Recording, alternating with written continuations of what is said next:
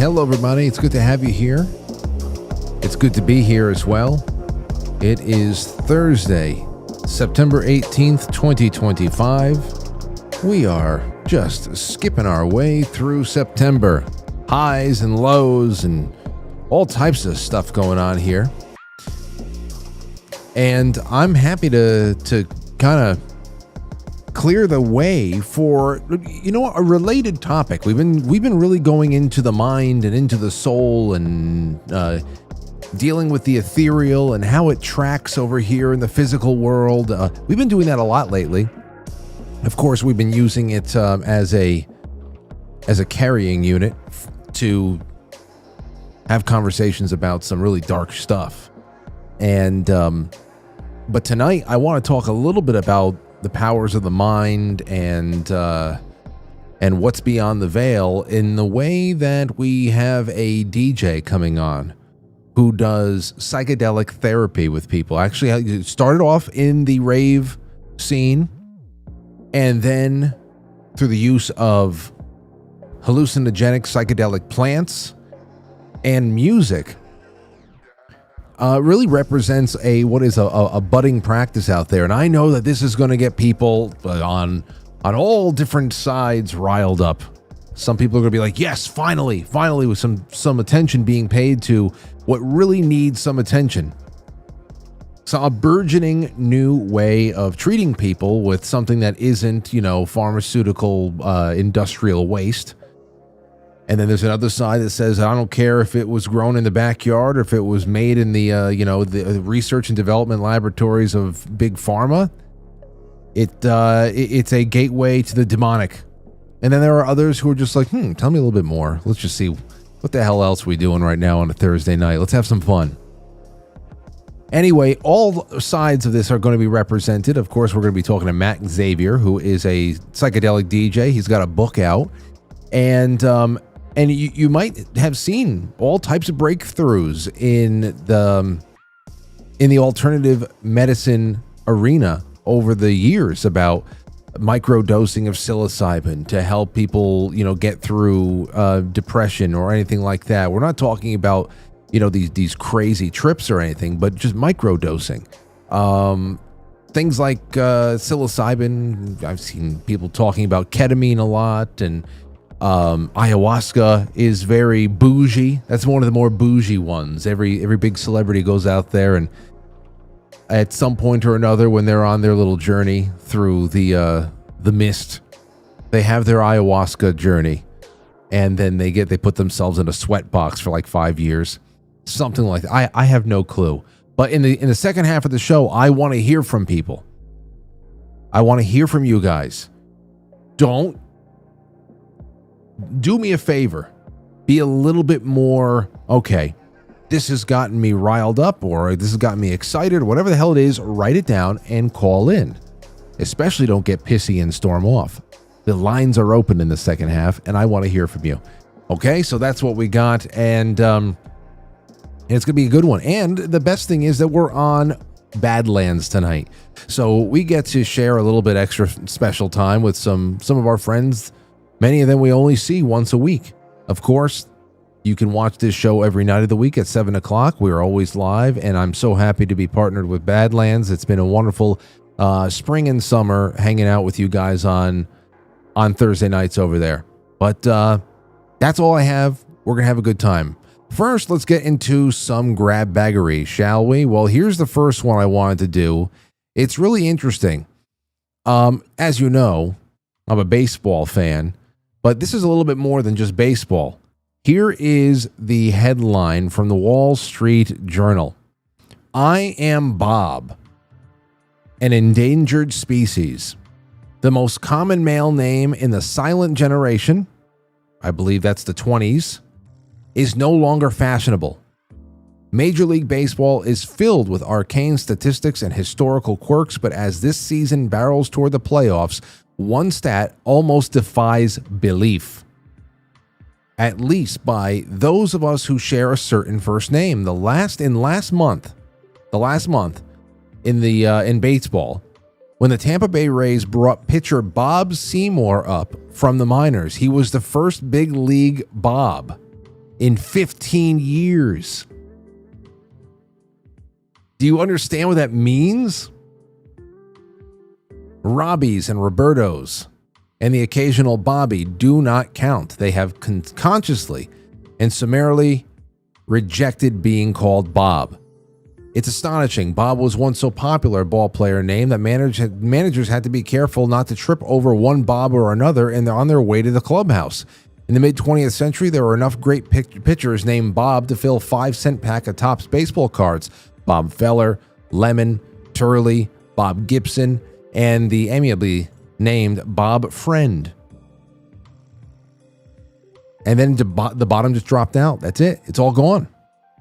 In 2019, when the majors were almost a decade into being Bobless, writer Jordan Shusterman on MLB website pointed out that in Game 2 of the 1971 World Series, no fewer than 5 Bobs took the field for the Pittsburgh Pirates. Bob Johnson, Bob Moose, Bob Vale, or Viale, Bob Miller, and Bob Robertson.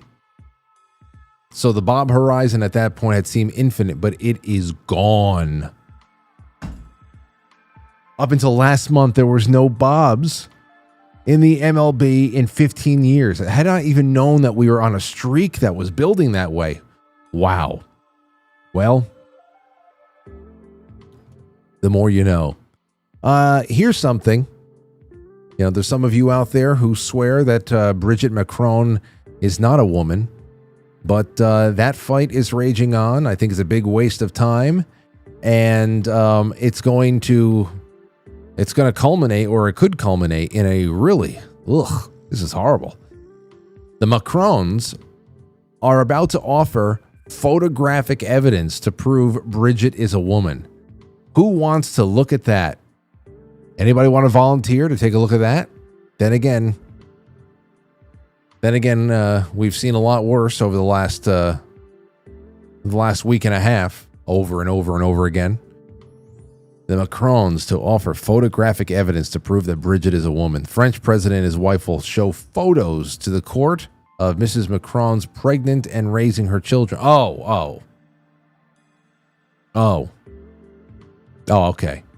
Oh, they're just showing pictures of her pregnant. Don't you know that AI exists? Oh, they were Polaroids. They can fake a Polaroid. I don't think that that's what people would need to see. That's not it. I don't think so. I should have read the subheader right there. All right. Anyway, here's one more for you. Just talking about the craziness in the media. I have to comment on Chris Hayes for a little bit, because the big craze right now is whether or not that should comedians be canceled and lose their jobs for overtelling a joke, which of course is not what happened to Jimmy Kimmel. It's what happened to Roseanne. People like Roseanne, which was the most obvious thing that people brought up, like, guys, stop right now, okay? But that's not what happened to Jimmy Kimmel. Anyway, Chris Hayes, who is the officially male version of Rachel Maddow, has this incredible side-by-side that's going around where you get a little bit of how he is talking about Tucker Carlson losing his job versus Kimmel losing his job. And I want to play it for you because it's just interesting, because I assess these people in such a, I don't know. It's a way that I believe is unique to me. And I just want to show it to you. Take a look at this. ABC made the announcement Kimmel would indeed be taken off the air indefinitely.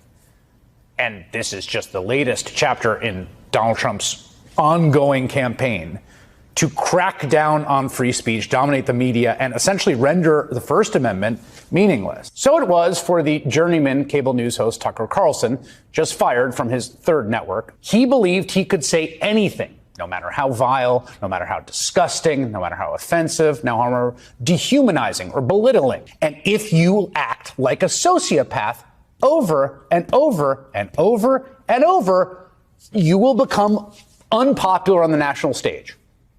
That's just like a basic principle over time. Yeah, well, I mean, Tucker Carlson has definitely taken his audience with him, no doubt about it. And meanwhile, Chris Hayes is broadcasting from a relic, and Jimmy Kimmel is on the Titanic with the rest of his friends.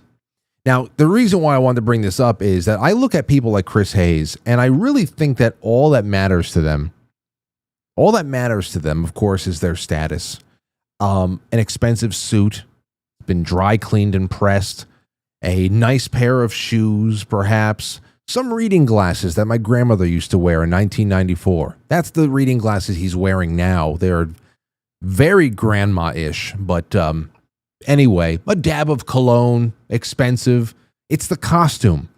That's what really draws me in when I watch these people go out there and do their act, this really mindless act otherwise. It's the perfume. It's the costume, the perfume, the Patrick Bateman showering routines. That's what I see with these people.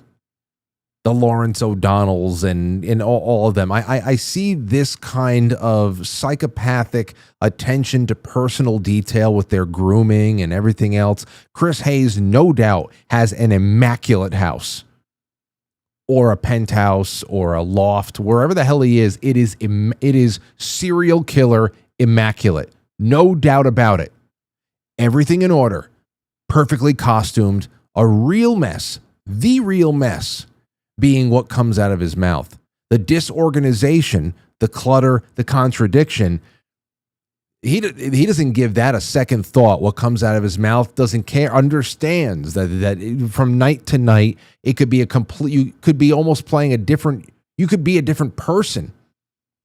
And everything you're saying could stand in direct contradiction of what you were saying the night before.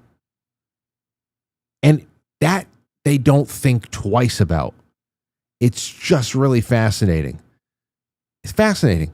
The way that a traditional slob would not give two thoughts to just walking through the house and throwing their dirty socks anywhere but the hamper. You know? That's what just gets me time and time again with these people.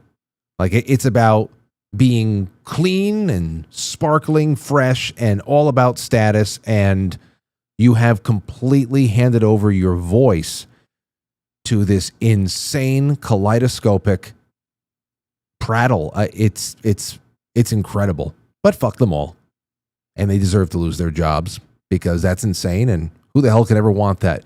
We will be right back with Matt Xavier. I feel like I'm going through a trip right now.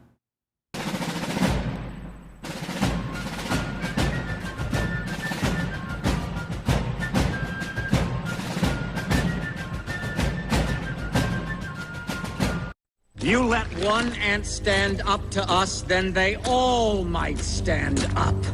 Those puny little ants outnumber us 100 to 1. And if they ever figure that out, there goes our way of life. It's not about food. It's about keeping those ants in line. That's why we're going back. Does anybody else want to stay?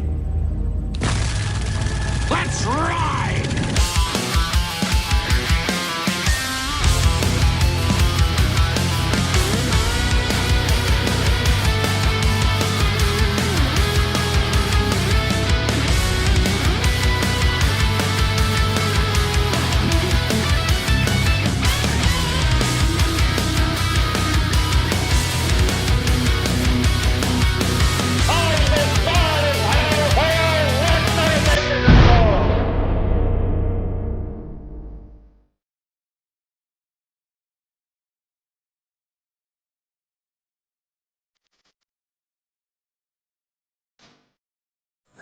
All right. It's dark outside. We're back in the zone. We're in the cozy zone, and we'll be here for months and months and months. I hope you're ready for it.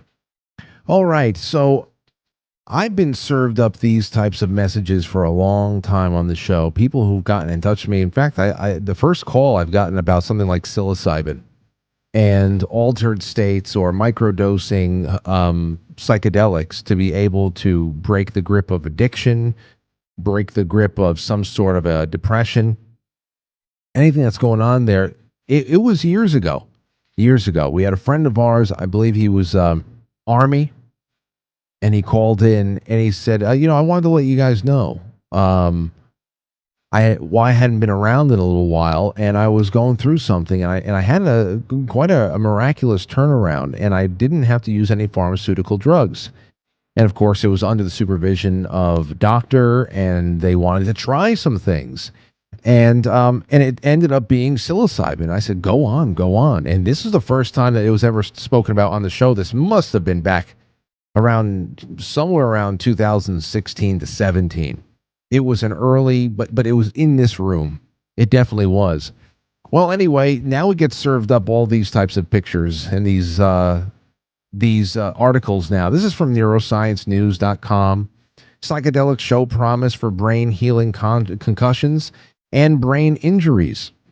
That is all of the that's all a little bit more of the mainstream stuff. When we start getting into spiritual maladies and everything else, much like what we were talking about last night, where Judy Gregerson's a lot of her story going into the worst parts of her possession, as she would describe it, started with heavy uses of drugs and all that. Now, how much it contributed to it, it was already past traumas or something else, and then all of a sudden the door was kicked open. I don't know, but there are definitely doors opening up here.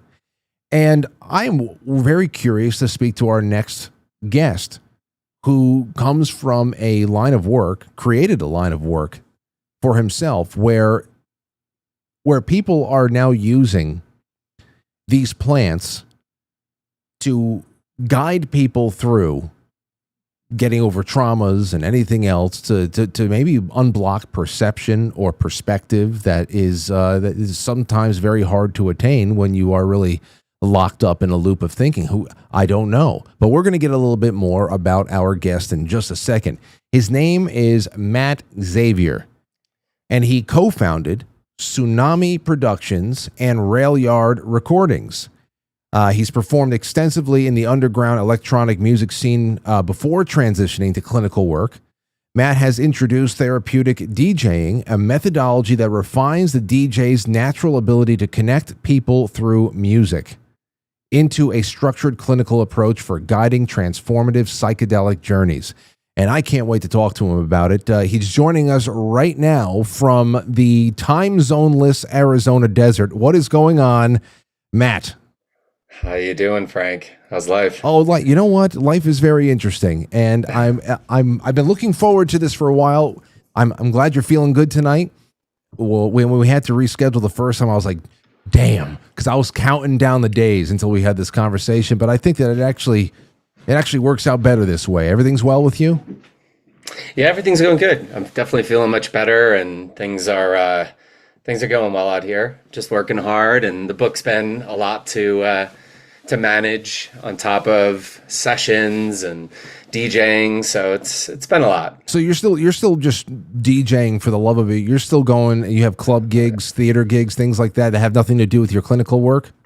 Yeah, absolutely. I still keep up with my DJing career. I DJ'd recently in Los Angeles at a dome with a vibrating floor and incredible visuals. I played for 3 hours. I did this whole therapeutic DJing set with Torcum G playing synthesis on top of the music. And we had about 22 or 23 people laying down and going on a journey. It was really a powerful experience. Damn, man. The whole dance floor was vibrating? Yeah, they brought in this vibrating dance floor so that it was linked up to the system, and that everything that was being done was just shaking everyone. So instead of having to have subwoofers that vibrated the whole building, it was just the floor itself. So it was very powerful. They had to fine tune it at times because it can be actually overwhelming. I was going to say, in sober, that would hit me. That would really get me in, even if I was in a sober state. But geez, okay. Well, I see. I want to know more about that too along the way. The book is The Psychedelic DJ. a practical guide to therapeutic music curation and psilocybin assisted therapy. Now, I want to start from the beginning here. Talk about early life as a DJ. What city were you doing this near? Have you always been a South by Southwest West Coast guy? Or are you where was it? No, I actually have a pretty heavy accent that I cover up. So I'm from New York. I was born and raised on Long Island. Let it out. Come on, you're with the homes. Well, if you want me to let it out, I mean, I can really let it loose because I got a lot of friends from Brooklyn and a lot of friends from Long Island, and everybody still got the accents, and I do too. If you give me a glass of wine, I mean, I'm just off to the races, and I'm dropping those heavy A's and dropping those, ERs or A's. It's really funny. My mother still has the Bronx accent, and it's super loose, and so when I'm behaving, I can make it sound very, very much like this. But then once I get comfortable, I really let it rip. It's that non-regional diction that all of the newscasters practice so much. So then, when you talk about you coming up and really being a part of the rave scene, you're talking about some New York City then. Yeah, so basically it was born into the culture in 1993 on my 17th birthday. I went to Club NASA, which was run by Scotto and his crew. I walked in there and, I'd been experimenting with cannabis and LSD for a little while before I got to the rave culture. But before I even got there, I just thought to myself, I was never going to listen to music that had clicks and beeps and pops and other things. I'd been introduced to Pink Floyd, which was just a whole nother universe for me, but I never thought that I was going to wind up so deeply entrenched in electronic music. But as soon as I walked into that club, I mean, the rave culture in New York had been around for probably about 5 years. Frankie Bones and them were doing Storm Rave, and Scotto was running that rave club in downtown Manhattan. And I walked in there and I just never knew anything like that existed. It was pure counterculture. It didn't even have alcohol. It was such a strictly rave culture scene. And it was new, so it wasn't burned out. And I was 17, so I was so completely amazed by what I was hearing. It didn't even sound like music at the time. And so I just dove into that, went back to Long Island, met with my friend Mike, and he was throwing some parties. I jumped in on a few of the parties he did. We threw a few raves when I was about, I think, 17 and a half, 18. And then once we threw our third rave, it was really great. Fantastic Planet was a lot of fun, but it was also kind of a disaster. We didn't know what we were doing. And we had a few thousand people, and it was great. But that taught me that was what I wanted to really do. So I was kind of hanging with crews in Brooklyn and going around doing underground raves in Whitestone. And from that point, then I just dedicated myself to DJing.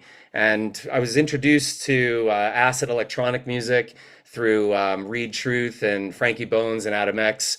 They ran Groove Records and stuff. And then from there, I discovered psychedelic trance. At the time was Goa trance. So I started bringing that music over from Europe and started and co-founded Tsunami Productions. Then threw a bunch of really big events for all the remainder of the 90s. And then I retired from that in 2000. I did like a 3-year break, got myself sober from the 90s, and then moved to LA, dove into the LA culture, ran a record label, eventually burned out, and then went to school. Well, I mean, that's damn. I mean, you just blasted us through all of that. Is there a lag in that respect between the scenes in New York and LA? Is what was going on in New York predating how it would travel to the West Coast, or was everything going on at the same time? Everything was going on at the same time. The guys up in San Francisco were doing the psytrance culture there, and they were the CCC. There was a guy named Dutch, and then down in LA there was Moon Tribe, and they were the only ones that I knew that were playing that music at the time. And I had met them in New Jersey when they were on their Parallel Universe tour when Scotto threw the only rave out of Six Flags, Great Adventure, and I walked in and they were playing music. So that's how I got to know my LA friends. But then we were still doing our thing for the rest of the 90s, and at the same time they were doing their events on the West Coast. And it wasn't until I moved to the West Coast that I actually kind of changed my style. Everyone was changing their styles at that time, and psytrance at that point had become pretty formatted. So I went into progressive house and psychedelic techno, and my friends in LA through Moon Tribe were really heavily invested in that as well. We listen to a lot of trance, a lot of techno, and we're big metalheads over here. But at the same time, we liked it, some of that happy hardcore stuff and all that, But it was never in conjunction with drugs. I mean, we'd smoke a little weed, but that was really it. But we just like the music. We love the melodies. We love the synth work and all that stuff. I definitely got to bring you on another show that I'm developing right now. It's gonna be that would be really awesome to do that again with you. But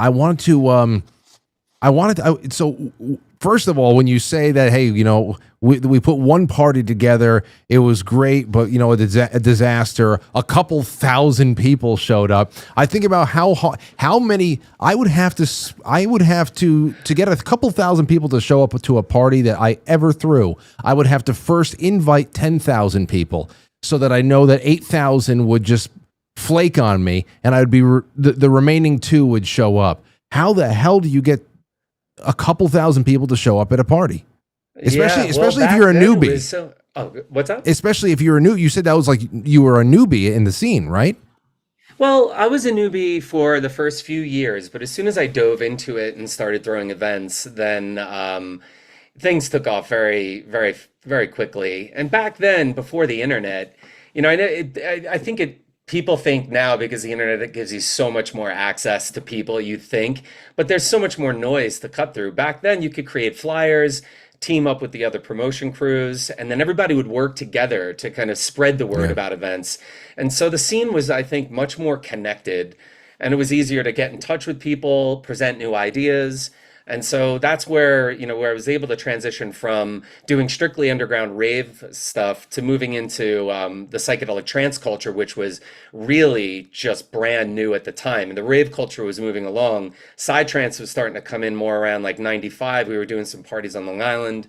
And it wasn't until I kind of bumped into my partner in New York City that things really got really exploded. And those tsunami events first started off as big festivals, then went into the nightclubs. We would alternate with Danny Teneglia's weekend down at the Shelter.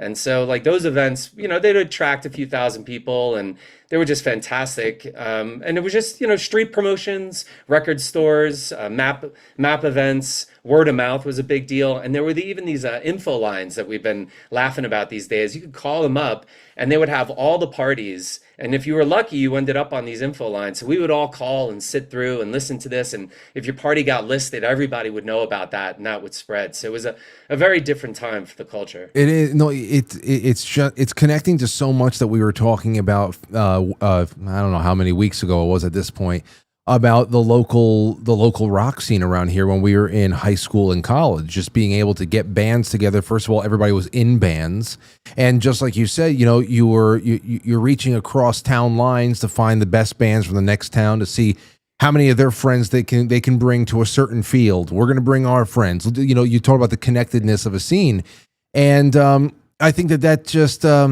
It's just cool to see all the things that are going on at the same time, though this is a little bit more early 2000s and not the 90s. We were still all in middle school in the 90s. But we got a lot about the rave scene in the news. A lot about the rave scene in the news. Of course, it was all about just this crazy degeneracy that's going on and all that stuff. And, the glow sticks. Everybody just wanted glow sticks. And anything that glowed in the dark, we wanted to at least be ironic about it. But let me ask you, you're in the scene now, and you are getting into events. You're putting events together and all that stuff. You're deep in it. Were you DJing from the start, or what? At what point did you say, "Hey, I want to get behind the records here"?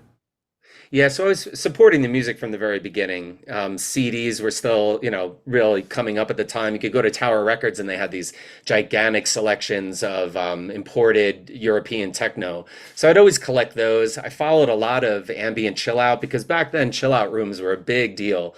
So they'd always have dance floor music in one room, and then you go in the back and everybody'd be laying around all over the place listening to super tripped out acid psychedelic ambient music. So I was always drawn to that trippy music, and I would collect that stuff.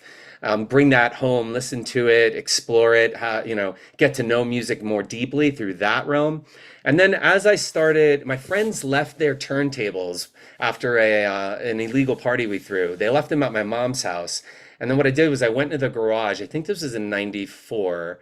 And I just started playing around with his records. And it was like, at that time, I was just so blown away by it. But then I got into a fight with my mother. She took my car and locked it in the garage. And so then at that point, I was just like, all right, if you're going to keep my car, then I want money for my car. I'm going to sell it, and I want to go get turntables. And I want to be like Frankie Bones and these guys I was looking up to. And so that's when I went out and I actually bought turntables, went and got my first records at Groove Records in Brooklyn. I brought them back and then started falling in love with the whole art of it. I was still throwing events and helping out with that. But as I was doing that, I was amassing a record collection, making sure my skills were solid. And I discovered my DJ name at the time. And then from that point, it exploded. I was really doing a unique style of music that nobody else was doing. And then from there, ended up bumping into my partner eventually and joining that organization, and everything just kind of took off for the remainder of the 90s. That's crazy. I love the story. I really do. And so your mom was okay with that? Was the deal? No, she wasn't okay with that at all. Okay, I was gonna say that's pretty cool. At least she sold the car. You got some money for the DJ stuff. No, I have a good story about that actually, which when you were saying it before, I thought about it. So when I was probably 17 and a half or 18, I remember I was getting ready to go out that night, and the parties didn't start until about midnight. And so as that's going on the television screen pops up ABC News, and they're down at NASA and they're filming the line, and they're talking about raves, and they're talking about this whole new burgeoning culture, counterculture. And I'm literally looking at the place I'm going on live television. And my mother turns to me and she's like, do you go to these things? And I said, no, I don't go to these things. And she's like, are you sure? They look like they got a lot of drugs there. And I said, no, I'm not going to them. And I was literally wearing the clothes and the backpack that I was going to go to that event that night. There. So, I mean, but that's what made it amazing, was that mom wasn't on board. So that's how I knew I was heading in the right direction. Right. Well, yeah. Well, at that point, that used to be the mark of whether or not things were in balance, in harmony with the universe. That kids hate what their parents love. I think that it's starting to almost flip around a little bit more now, and the parents are a little bit more childlike, and the children are starting to get a little bit more wisdom. Anyway, we'll see. That's another story. Gen Z has a very different way of doing things right now. And I can tell you, when we go out, my friends and I, we all laugh, my wife too, because we go out, we rage. And, Gen Z is a little bit different, man. They're more into health and wellness. They don't drink as much. They don't stay up as late. Their parties are a lot shorter. We go out and we're amazed at how light everybody is now, where my friends and I, even at our age, are still able to stay up super late and party pretty hard. So it's it's a different culture right now, for sure. Yeah, it's not. Well, hey, you know what? Let's see. Virtue is something we could talk about later on about that, because I want to know about the clinical end of this, because there's the foundation. You found your love of the scene, you found your love of the craft and the art of DJing. You got the music there, and listen. Anybody who's in music, whether it's DJing or if you're in a big band, an orchestra, heavy metal band, there is the reason why you do it is to be able to go out and play in front of people, and to be able to share that with people, to be able to collaborate with other musicians, to be in harmony with other players. If you have not felt that at least once, then I don't know why you would do it at all. And of course, there's that connection with the crowds that were there. It's a symbiotic relationship. There's definitely a lot of energy you're feeding off with each other, and it's really exhilarating. How do you take that leap into clinical mindset, that there is something about this that can probably be used to guide individuals, not in a nightclub sense, but to guide individuals who have some kind of holdups, whether it be psychological, maybe even physical healing? How the hell did you bridge the gap between this and therapy? So you just described it. that's why I was like, I was kind of triggered by it. You just said it. There's so much to vibe off of. And that is what providing music and clinical psychedelic therapy sessions is about. That's what I describe in the book. And that's how I'm using music in sessions, is that it's such a powerful medicine. And music can be used in so many ways, but in psychedelic therapy, it is pairing with the psychedelics, it's amplifying the psychedelics are amplifying the music, and the client is providing the feedback necessary to decide what selections need to happen in the session, both in that moment and which ones are going to happen next. And so that's how I use music clinically, and I can get more, more granular about that. But yeah, I don't know if that answers it. No, it does. It does. But now when you're starting to build, did you go talk about your background in therapy itself? Like when you put yourself out there and you start practice and say, hey, listen, you want to be able to start taking on clients. Most people will be like, all right, well, talk to me about your background. I got your music here. That's great if you're going to use that as a tool and a delivery unit. But how much time have you spent studying the human mind and how to acquire the pieces that were then put all together into this new practice? That's a great question. So the arc of that began by being a troubled youth who was forced in and out of boys' homes and programs and exposed to all types of psychological modalities. I was, forced to have to wake up to myself as a youth to deal with the traumas of my childhood. And by being exposed to that, and then eventually being exposed to psychedelics through the culture, and then taking a break, finding myself without all of that, moving to Los Angeles, going to school, and then I dove into school in 2009. I went to Loyola Marymount University in Los Angeles. I started studying addiction counseling. I met my mentor, Dr. Alan Berger. He then taught me Gestalt therapy. We started a training program that's still going to this day. And then from that, I started using Gestalt therapy in addiction counseling. I worked in a few centers in Los Angeles from 2010 until 2009 until 2019 was when I finally, hung that up.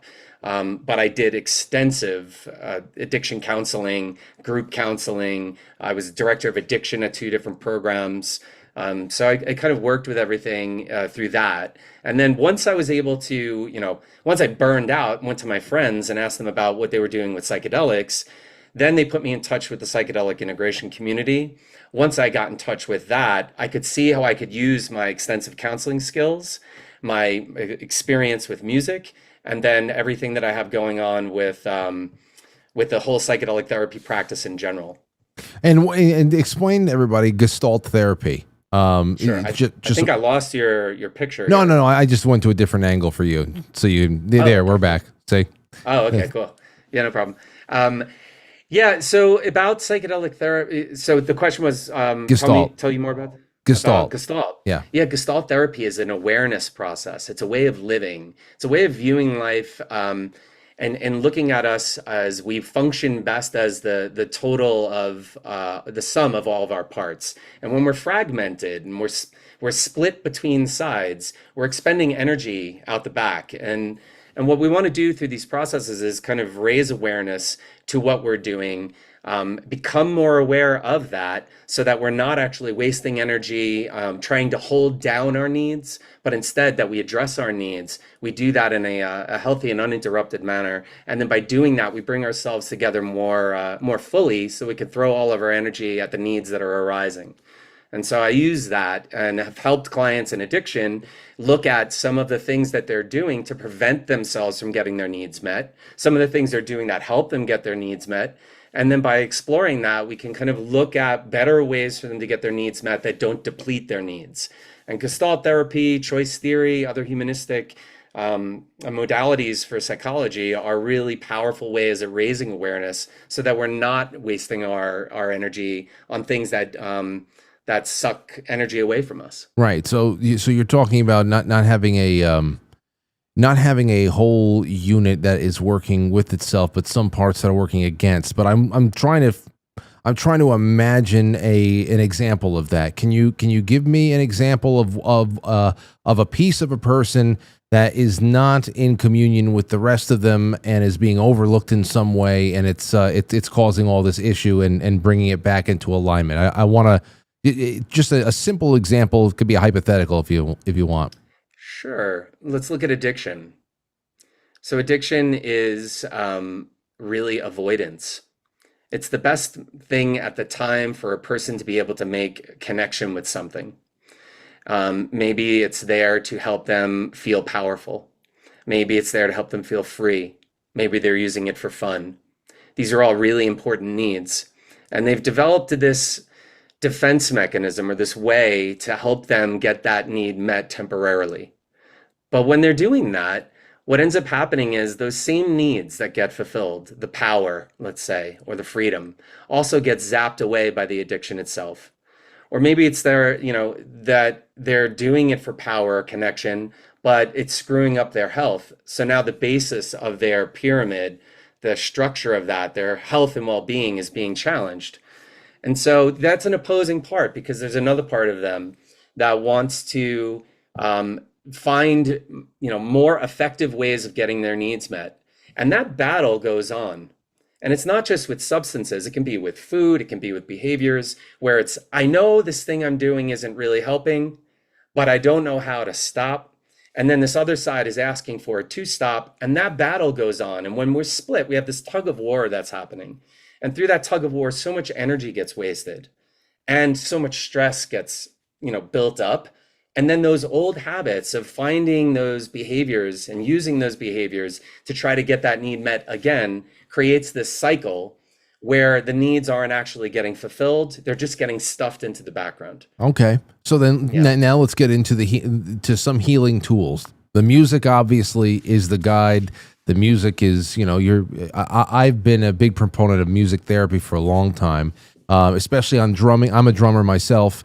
So, on that end, I have even with some of my older clients in personal training, some of them became so old in age at some points where they really couldn't do that much more, but they didn't want to stop seeing me. So I'm like, okay, what can we do? Especially if it's Parkinson's, if it's anything else where there's a neurological, a hand to eye brain connection thing going on there. We would do more breath work, and I would bring drumsticks and a practice pad, and I would teach them paradiddles, and just to be able to form connections again. There's a lot that could be said about that, and we can both go on forever. As far as the addition of psilocybin or any other substance there that can bring a person into an altered state, where does that come in, and what I will talk about that? What kind of substances you're talking about? What the main ones are? Is it ayahuasca? Is it just mushrooms? I want to know about that, because that will bring up some more obvious questions about, especially when you're fighting addiction. Why bring in more stuff, even if it's not necessarily manufactured in a laboratory?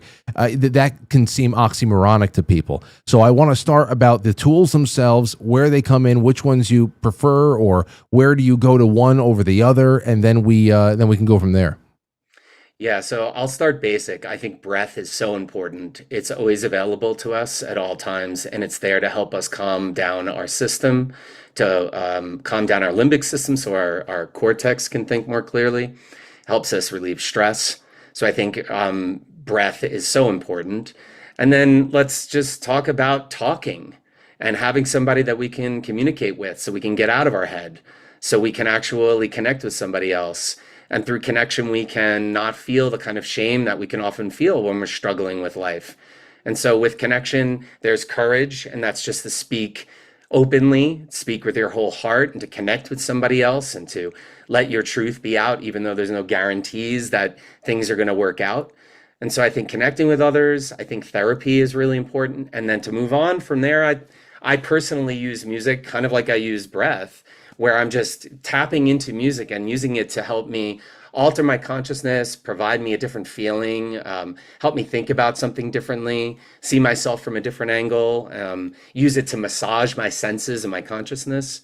And then as we're continuing to go, then of course psychedelics. And why would we use psychedelics? Well, psychedelics aren't like the substances that are often used in abuse. It doesn't mean you can't abuse psychedelics. I've gone through, stages in my life when I was younger where I was using them to excess. But the difference between them is that they raise awareness instead of suppress. And so when you're using alcohol and benzodiazepines like Xanax, or you're using opiates, and things that anesthetize us, we're taking all of what's trying to come to the surface and we're just squashing that down. We're just squeezing it and creating pressure and more constipation. And then our thinking doesn't work, and then our actions don't align with our values because we're just so compressed by these substances. And with psychedelics, what we're doing is we're expressing ourselves. We're taking something that raises so much awareness, that lowers our defense mechanisms, that loosens up our ego structure, that keeps everything contained, and it allows for a giant purge to occur. And when that purge occurs, what we're talking about is releasing all of that stuckness and that constipation at that physical and emotional level. And when we're doing that, we're also pushing our memories out. We're viewing ourselves from other angles. We can see our feelings. We can see we can feel our bodies in different ways. We're activating our amygdala, which is the memory of our emotions, and we're allowing ourselves to feel relief. We're decomposing the things that are stuck inside us. We're just clearing some of these emotions and these needs that we may have been holding on to for decades. And by doing that, we then release that pressure, and our minds can operate more clearly. We can hear and see what we need to do to get our needs met, and we free up the energy so that we can apply ourselves to fulfilling those needs and those realizations that we can have both in therapy, but on these psychedelic experiences. Interesting. And yeah, and it's even more interesting at the beginning there when you're talking about altering consciousness. You were just really talking about breath, and hadn't even gotten to the psychedelic aspect of your work at that point there too, because mostly when people talk about altered states of consciousness or anything else like that, the first thing you think about is, okay, well, you popped a pill or you smoked a joint or something like that, and you've been physically altered. But there is something to be said about what breath work can do. You can feel like you are absolutely high. And mostly because, and I know this from the last 11 years of just the kung fu that I do with my buddy, and that breath work that goes along with it. It's forced me to realize how much I hold my breath, and still to this day, like I walk around semi suffocating myself. It's nuts. And I have to imagine most people are just shallow breathers or like subconscious breath holders. Like I don't know what the hell it is. And I'm a little bit more conscious of it now after the last 10 years. So I let it go. And I try to get down deep and fill up a lot more. But once you get into, like, of course, you probably know about Wim Hof's work and all that stuff. Mm-hmm. The first time I did a beginner cycle of Wim Hof's breathing, it's like you could have told me that I just smoked a joint to the face and I would have believed you. It was look at like holotropic breath work is what I did after an ayahuasca journey once and during an ayahuasca journey, and it's an unbelievable process to go through, and it's so readily accessible and creates huge clearings in the system. I mean, the one thing you described that caught my ear was holding on to your breath. And, that describes to me a need that's trying to be met. And then what we're out of awareness of is that we're holding on to that and we're compressing that. And by compressing that, our system is getting nervous and that anxiety is building up and it's telling us we need to breathe. And it's trying to override this neurotic process that we've developed to hold on to our breath. And so once we bring awareness to that and we take a big breath, maybe we take a whole bunch of big breaths and we start to move that energy through our system, then everything that we're compressing or holding on to can flood forward, and that anxiety can lessen and our bodies can relax. So how many clients would you say, or maybe a rough percentage of your clients over the years never actually even needed psilocybin or anything like that, that it really just came down to music and breath work and guided visualization that way? Well, most of the clients that have come through this practice since I began it are looking to use psychedelics in conjunction with therapy. So they're coming in for that specific purpose. However, the thing that I tell everybody is that psychedelics aren't a cure. I make sure that they recognize that. I remind them that psychedelics don't change you, they show you how to change. And the other thing I've learned to remind people over time is that the psychedelics aren't really giving you anything so much as they're showing you you already have it, but that you've forgotten that you were born with it. And it moves aside all the buildup and the stuckness that we develop from just living in this life and figuring out ways to navigate through this. And it busts that up. And it kind of moves the veil aside. And behind that, what's often discovered is that the clients find that they already have what they were looking for. They just thought that they needed it outside of themselves. They needed it through therapy or through other methods. And I just love how breath work and psychedelics, because to me, they're really the same thing, really do have that capacity to get us more in touch with this ancient part of ourselves that we just lose contact with as we're living here on Earth. And yeah. Exploring how specific frequencies, rhythms, musical structures can literally act as a co-therapist. There are a lot of people, I don't know if you've done any reading into this. There's some of my my favorite conspiracy theories, because they have to do with, hold on. Did you hear any of the fire trucks? Okay, cool. Whatever. A little taste of home. All of the. I love the theories about how music was altered to be able to change society. More specifically, the 432 hertz versus 440 hertz. That whole thing there. There's really old theories about how standard tunings for music shifted to more slightly energetically discordant, agitating frequencies and all that. So I wonder how often you pay specific attention to those frequencies and which ones you use. Wow, that's a great question. I got asked that a lot at the big conference in Denver when I was launching the book. And I even just played at the Coherence Sound Healing Symposium in Los Angeles, where that dome set went on. And there's my friend Torquem G. He works a lot with sound and sound healing. I can say honestly, I don't go down and explore those paths yet.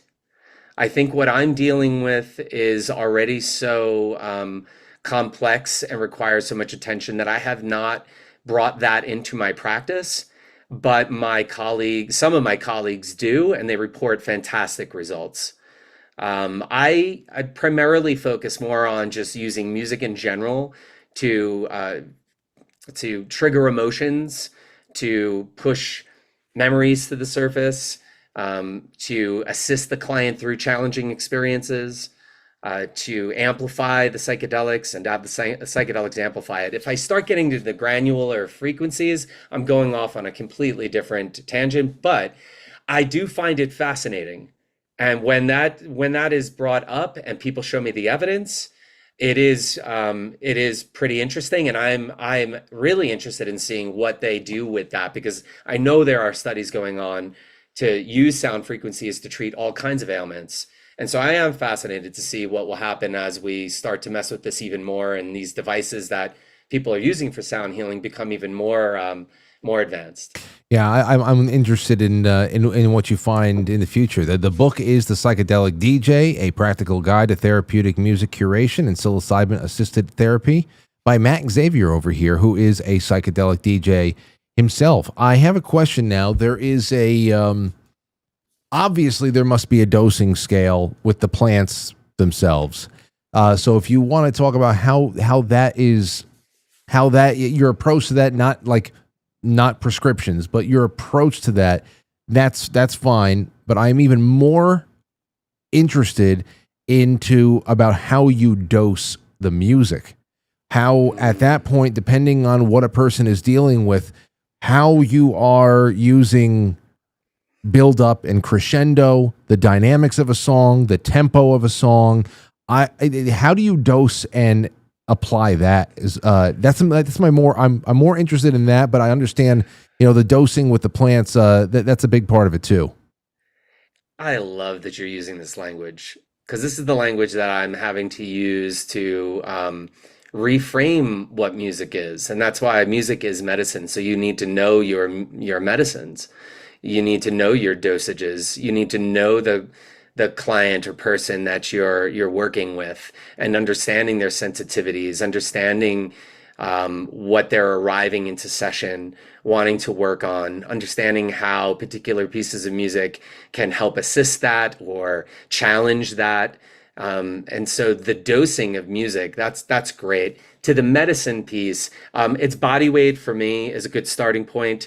And then, of course, personal experience the client has, what they're arriving with in the moment, on the day of, what the mindset is, what the setting's like, and then collaborating with the client on their previous experiences, doses they've used, and then honing in on a dose that feels good for the first time working with someone, the second time working with someone, the strains that we're using, the strength of those strains. I always test my strains so I understand what it is I'm dosing. And then that's my bridge to saying I test all of my music before I dose it. And so I understand both the medicine, I understand what kind of dosage would be necessary or helpful, working with the client and collaborating there. And then with the music, it's understanding the strength of each piece of music and then where it fits in the stages of the mushroom experience. And so when you're taking a psychedelic like mushrooms and you're doing it in a therapeutic capacity, it's going to have a couple of stages. That first hour is kind of like a stroll. It's a hike. The medicine is taking effect. It's not fully hitting yet. So you don't want to overload the person. So I'll use very chill, relaxing, ambient music, kind of welcoming music, the kind of stuff I would want on a stroll if I was kind of working my way up a mountain before I started picking up steam. And then at that hour mark, I usually take a break, ask the client how they're doing, see where they're at, see if they want to boost their dose and assist them in taking that. And then from that point on, the medicine just continues to increase in strength. And as it does, they're in a sense climbing a mountain. And that energy is starting to build up and build up and build up.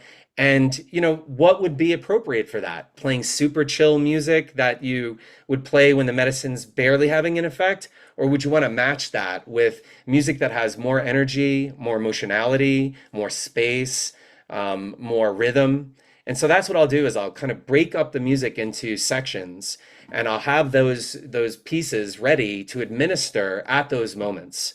And then so I'll kind of guide them through the ascent as they go up that mountain. That's about a 90-minute journey up to the top or the peak of the medicine.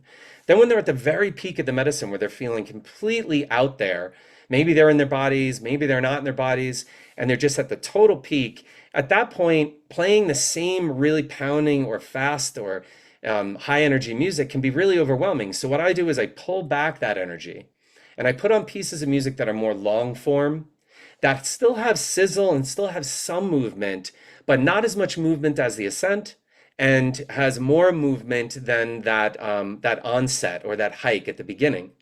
And that gives the client more space to be able to work with what's going on without feeling overwhelmed. And it still matches them in the spatial qualities that I feel and that clients report feeling when they're at the peak. They're at a big point. So you want to play big pieces of music that match what that looks, or for me, what that looks like inside or what it feels like at that point. And then play for that section until the medicine breaks. And then when it breaks, the strength of the medicine starts to head downhill. And their agency starts to return. They start kind of coming back to themselves. But yet that's still an important part, because there's a lot of energy it takes to kind of, go downhill. So you want to pair that with music that is like what I describe as a homecoming. Lord of the Rings. You gotta use Lord of the Rings music at the end. Yeah. And I love how you use movies, because that's exactly how I look at it, is like, this is this is like a 3 or 4 act play.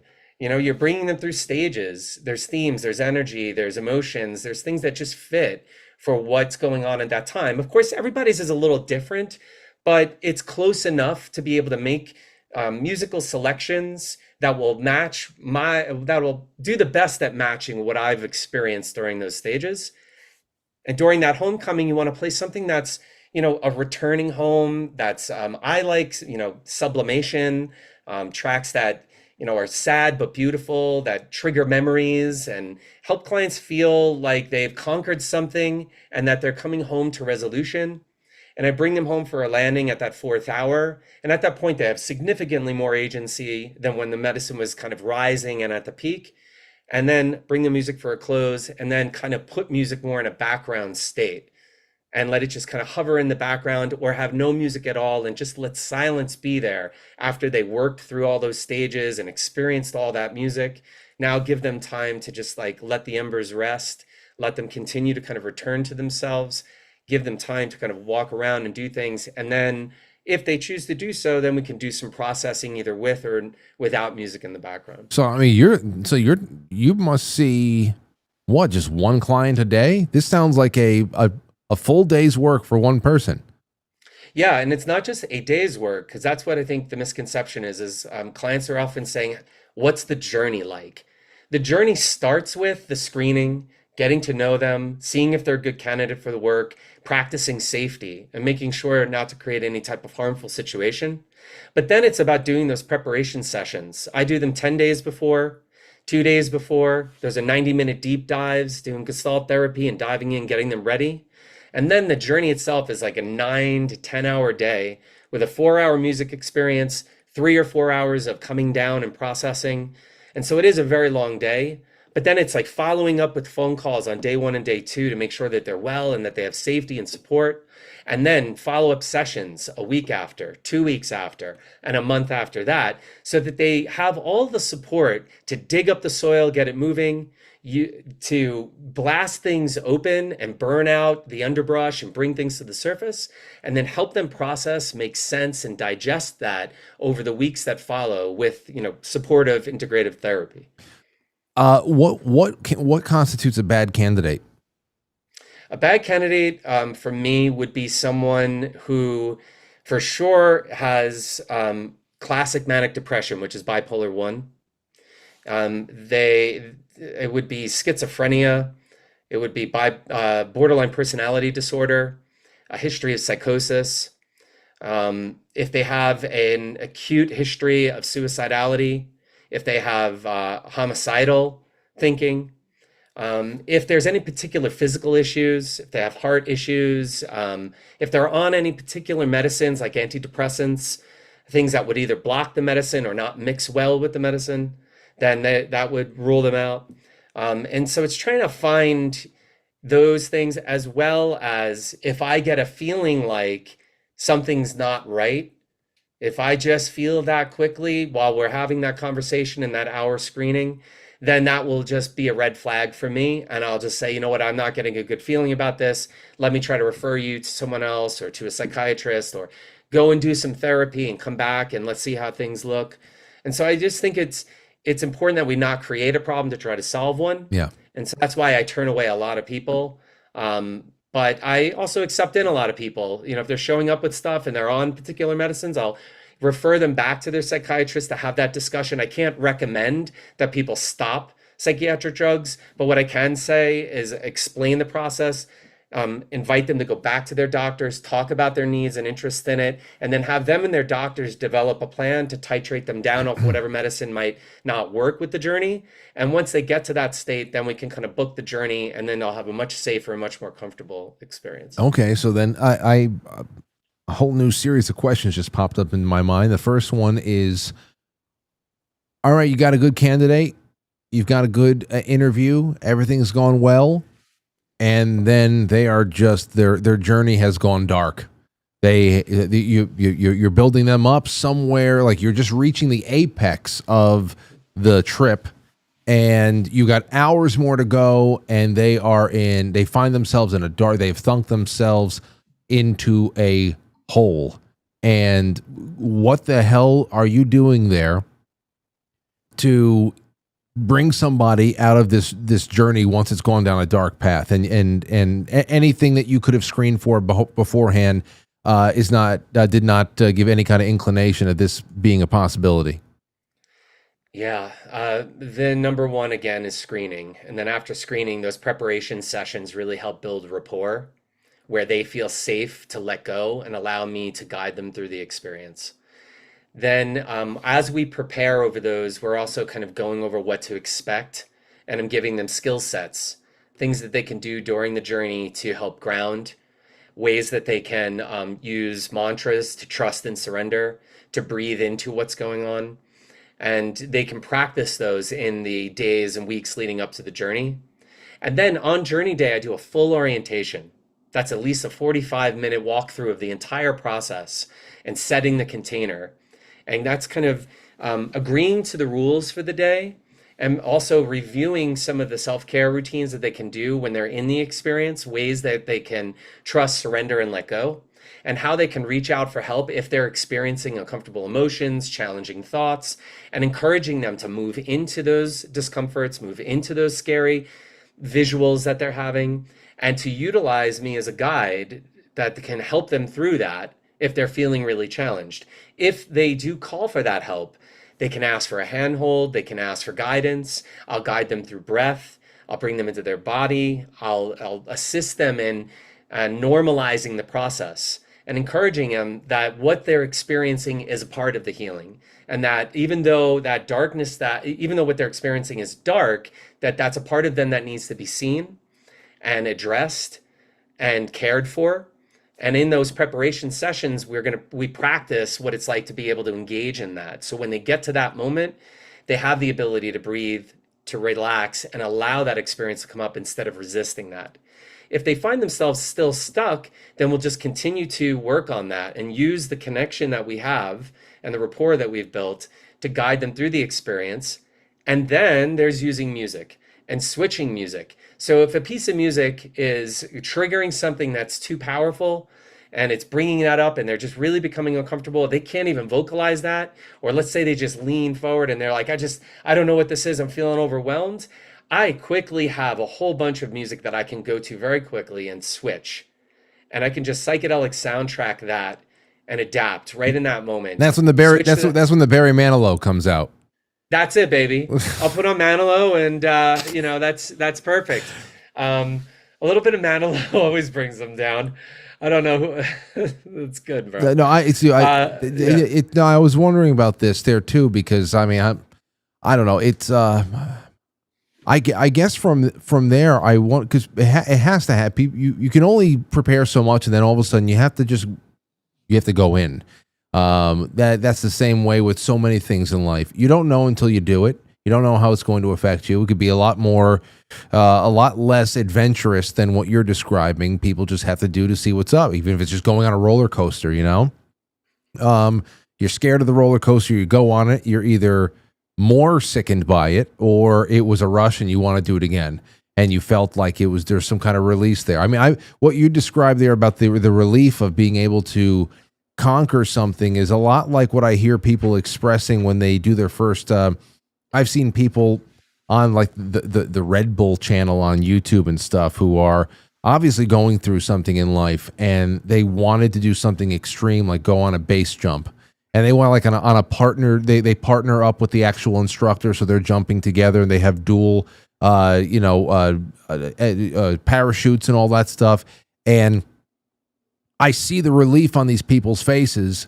I know that this is true, and I don't know how long it lasts, but it is a real breakthrough moment for these people who might have been held back by something or struggling with something. They looked like they had conquered the impossible, because perhaps that one thing for them was impossible. And once you've done it, you say, there's just a glimmer of hope. What else can I do? And how else have I been counting myself out? So I understand how to do, but to be honest, and I'm sure you get this a lot, it's one thing to scale a mountain and to throw a rucksack on and go, 50 miles and and just push the levels of your physical endurance. But there are a variety of objections, I'm sure, that people in the chat room right now are having to what you're doing. Religious objections. I mean, I myself, I'm a Catholic, but despite that, I still have interest in the topic. I want to hear about it, what's going on out there. But I know that there is going to be a mix of people who see this as either, a gateway to heaven, a direct gateway to hell. Others who are purely just kind of indifferent about it, interested, may just see it as an inward journey with no apparent danger there. Do you have any devoutly religious people who have had success with you? When I say religious, I mean more so monotheistic, especially Christian people who have come to you and have had success. Because I don't know. I'm curious about their rationale for doing something so radical and how they reconcile it with their respective faiths and all of the caution that is exerted by many people. Yeah, wow, it's a great question. Yes, I work with Christians, devout Christians, Orthodox Christians, Roman Catholics, Baptists. I've worked with devout Jewish people. I have worked with Muslims. I've worked with all kinds of folks who have been told through the programming in this society that they are not allowed to access these things for whatever reason. The programming that was of these ancient medicines that have been used for what we're discovering is at this point millennia.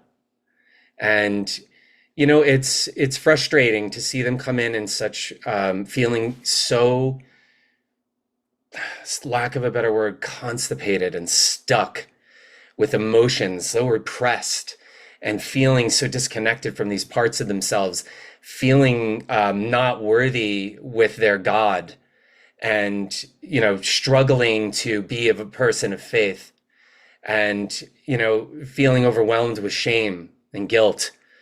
And to come in and be able to take a sacrament that opens up and frees the blockages between them and their faith is such a glorious thing, such a cheap word, glorious thing to witness.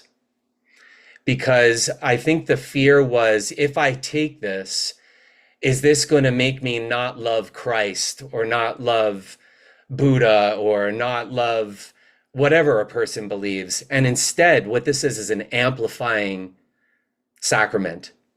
It doesn't bring something in, it turns on and amplifies who you are. And if you have Christ in your heart, then this is going to blow that wide open. And all of my Christian clients have come out even more deeply in love with Christ.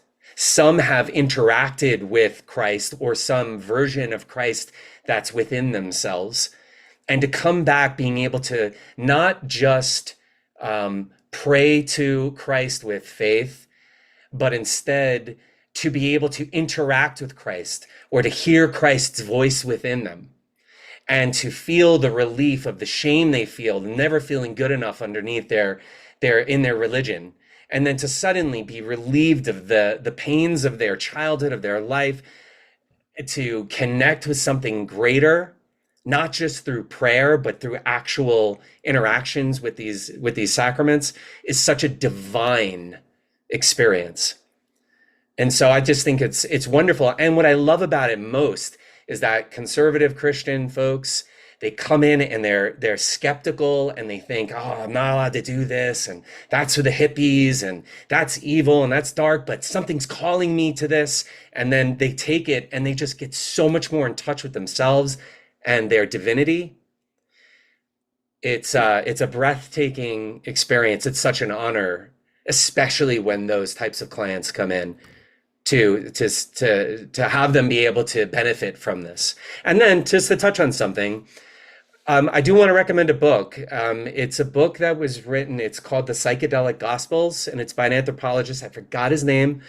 And I went to a lecture from him, and what he's discovered, and others, and I know Joe Rogan's talked about this on his podcast with a few of his guests, is that psychedelics, like psychedelic mushrooms, have been used now, we are discovering, for thousands of years by churches of all kinds, because psychedelics and psychedelic mushrooms have been shamanic medicines. So they've been used for spiritual purposes, either inside the church and outside, right? There's evidence that priests have been using it to interact with God. So it's not, I just don't see it as an evil thing, because the only thing I ever experience and my clients that come back experience, even though they may experience darkness, that's a darkness that has been hidden within them. But the number one thing that people come out with is love.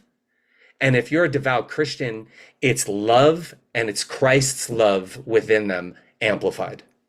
That's it's interesting. I really can't wait to hear from the callers afterwards. And that's something that I'd been started. I said I have to find a way to articulate this, because there's got to be something there. And then because that's the religious aspect of it. And then here's the other thing I want to throw at you: the Gateway experience, the CIA, MK Ultra.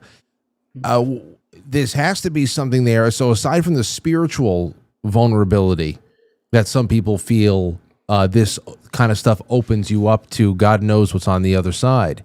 Our government has also spent so much time experimenting with psychedelics and mind control that it's been left with a pretty nasty reputation. Even if you yourself are not carrying water for the CIA, it's just that it's just the reputation's been really beat up over the years. And so what do you think about that? Do anybody ever bring it up as far as mind control and the bad reputation it's had? Are they listening right now? No, they always are. Well, the computers are listening and transcribing in real time. I'm well aware of that. Yeah, at this point, the AI is probably listening to everything. Here's the thing. Yeah, they screwed it up. I mean, they did two really terrible things. One, they told everybody these things were bad because they didn't want people accessing or having a direct access to their subconscious and unconscious. It's such a powerful thing to be able to give permission for somebody to explore their own consciousness. And, the government wants to limit access to that. They want to have control. They want to do it for multiple reasons. Maybe some of it's altruistic. Maybe they don't want people to take these powerful medicines and to destroy their ego so that they're running around in the street. Maybe there are some good reasons for doing it, but from what we've learned, yeah, they use them for nefarious ways to control people, to break the ego apart, and then to, put stuff into the subconscious and into the unconscious. And, that's not, that's terrifying. And I can understand why people would be afraid. But I think the programming that, for anyone who's watching, go buy Michael Pollan's book, How to Change Your Mind, a very simple read. And at the beginning, he just talks about the history of why the government did that. And at the time, war was a big deal. Yeah. And they just, the military industrial complex that, I think Eisenhower warned us about, they were well underway. And they just didn't, as people were experimenting with psychedelics and they were viewing society and themselves in a different way, they were not joining the military. And they wanted to change that. And so what they had to do was tell people that these things were dangerous, that they shouldn't access them. They made these ancient medicines that have been used for thousands of years safely at helping us cleanse and clear ourselves, to saying that they're bad and that, that these things should be avoided. And it worked. People have become really afraid. And a lot of these folks that do come in are like, is it okay to do these things?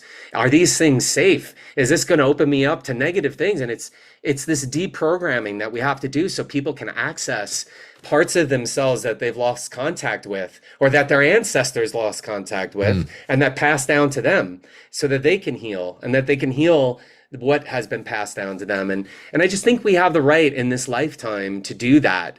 We deserve this. Life is just too difficult to be struggling through life, carrying all the weight of our subconscious and unconscious material with us everywhere we go. I think we have the right to cleanse ourselves of those things and to relieve the pressure within so we can think more clearly and so that we can pray more deeply or we can work harder or we can just freaking relax. Yeah.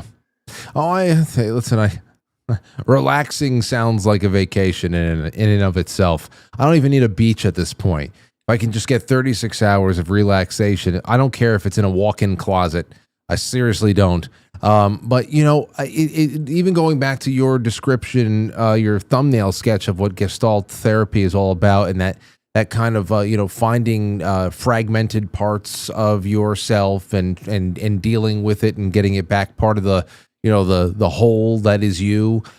It makes a lot of sense as to why the government or anybody who was tinkering with the MK Ultra program and it's all of its affiliate programs afterwards would be working on the fragmentation process, how to actually to fragment, to bury things inside of the subconscious, and then to cover it up.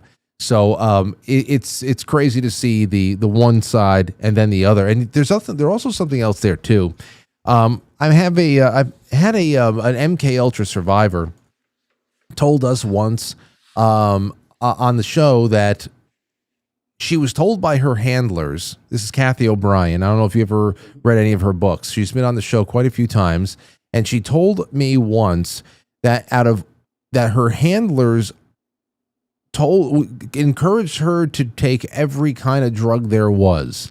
Alcohol, whatever it was, cocaine, you know, the harder the better, but never wanted her to smoke cannabis. She said that cannabis was the only drug her handlers did not want her to take.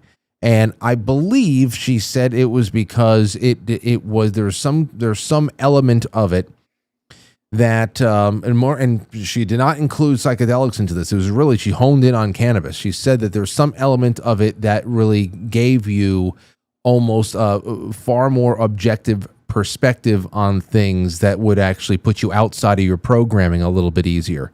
And I thought that was interesting. I don't know what you feel about that, because you work with substances a little bit more influential than cannabis. Cannabis is psychedelic.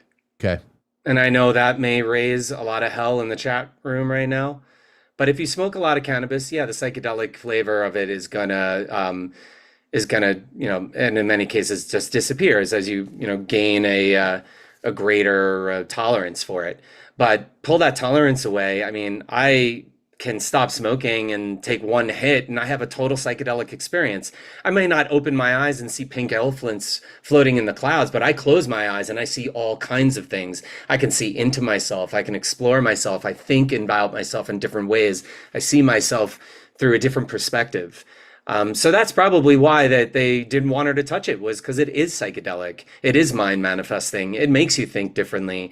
That's why it's been illegal for so long. It is counterculture. It makes you think about society in a different way, and they don't want that. They want you fragmented and broken and feeling like shit. Oops, sorry for the language. No, you can say much worse. Go ahead. Yeah, it's just they want you feeling terrible and fragmented, because when you do, then you start searching for that 80-inch television set to fulfill your life.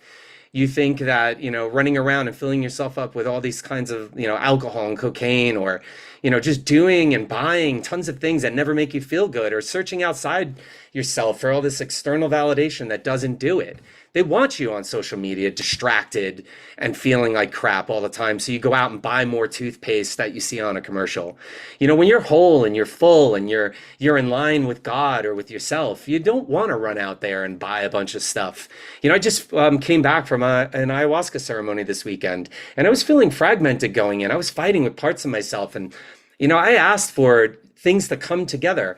I've come back from this. I have so much less of a drive to go out and eat junk food. I don't want to smoke weed. I'm not running around trying to buy things. I came home, and the last thing I want to do is go on social media. I open it and I'm like, what am I doing? And I close it. I have all this new awareness because I've cleared out all the gunk and the noise, and the parts of me that were fragmented before the journey are now back together, and I feel more whole. So I look at the social media and I go, what am I doing? I already feel good.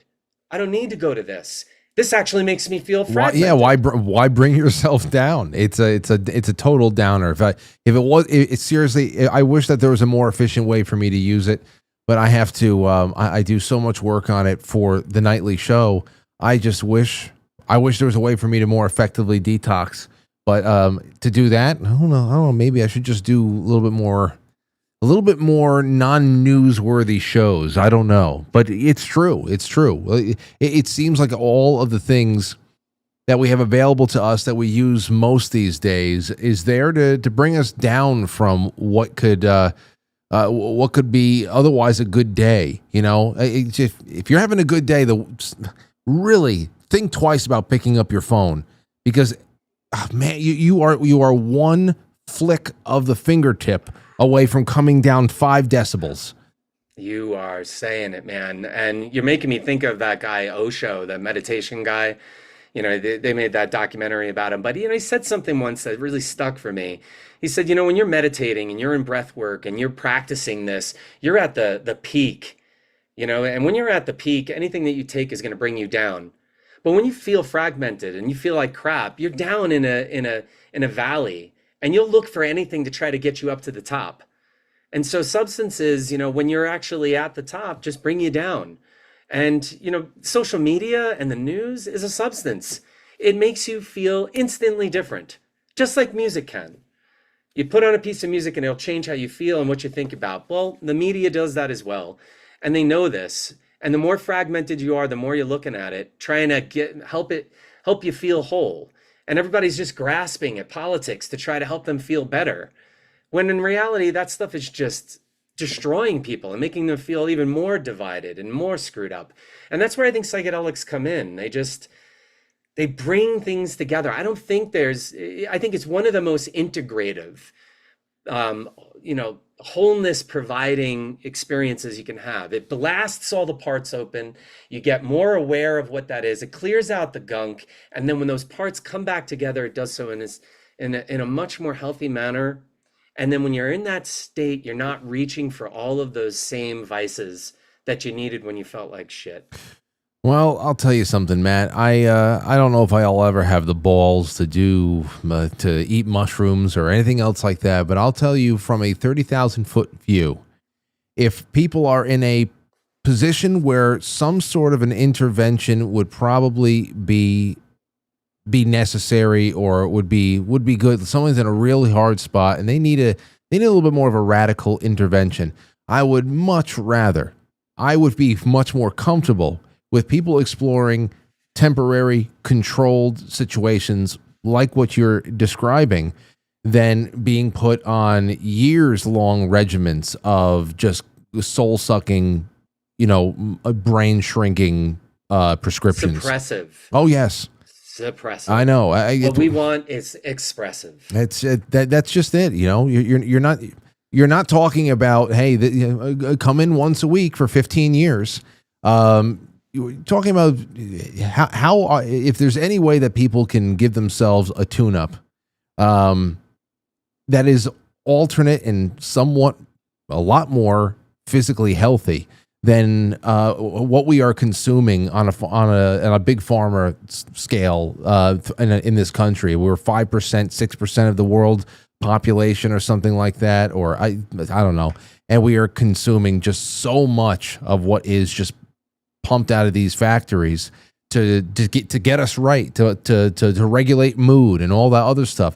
Where are the issues really being worked out? And I don't know. I really thank you for the time here tonight. The book is called The Psychedelic DJ: A Practical Guide to Therapeutic Music Curation and Psilocybin Assisted Therapy by Matt Xavier. And Matt, we definitely have to have another talk soon, because I think we can just have a lot of fun just hammering down on the music scene and all that other stuff, and just sharing war stories and all that. Anything you want to leave people with aside from please, your website and all that too? Sure. Yeah, please visit my website. It's integratedpsychedelics.com. I book sessions. I do them usually once a week. I give full attention to clients. I provide all that safety, all of the support before, after, during. In the back of the book, there's a QR code that leads to some of the DJ mixes I've developed over hundreds of sessions that align to the first 4 stages of the mushroom experience. You can use them as a reference to the book reference the mixes. But most importantly, if you have any issues, reach out to somebody, go to a mental health professional, seek somebody out and look for support. Start there, and if you're looking to alter your consciousness, do it safely. Start with breath work, start with something, something small. You don't have to do something big. And also don't look around for a cure. There isn't a cure. You are the medicine. And there are ways to get in touch with these lost parts of ourselves without doing psychedelics. So I encourage people to really safely lean into that. Get the help you need. Don't be afraid to go out there and look and find somebody that can guide you through your consciousness and help raise awareness. You deserve to feel better. So, reach out to people. And if you have any issues, feel free to get in touch with me and let me know how I can help. I'm here to serve. Well, Matt, have a good one. Thank you so much for everything. Yeah, thanks so much, man. All right, take care. There you go. All right. Well, I wouldn't be surprised if there is 1/5 of the audience left tonight. No doubt. No doubt. I could feel people plugging their ears and running away, screaming. I can feel it. I can feel it. We're going to take your calls, and I have some other things to listen. There's plenty in my head. I don't bring people on for, debates and all that other stuff. Just want to see what they're all about. And I think Matt is a pretty nice guy. A lot of interesting things to say. I want to hear what you guys think about it in the last half hour. We'll drag a lot of that into the extra innings. And let's do it. First, a word from our sponsors on Badlands. Don't go anywhere. I'm excited to announce that we're having our biggest 3-in-1 sale ever with a limited edition product, a back-in-stock special, and a closeout deal you won't find anywhere else. So go to MyPillow.com or call the number on your screen. Use your promo code to get our MyPillow bed sheets only $29.88. Any color, any style, any size, even kings. Regular $119.98. Only $29.88. Once they're gone for good. How about our My Towels? They're finally back in stock, but not for long. Get a 6-piece My Towel set, regular $69.98, now only $39.98. And for the first time and the only time ever, get our limited edition premium My Pillows. They're made with Giza cotton and designer gusset. Queens $17.98, Kings only $19.98. So go to mypillow.com or call the number on your screen. Use your promo code to get the best offers ever. Quantities are extremely limited, so order now. Or I'll smother you. Welcome to Intermission.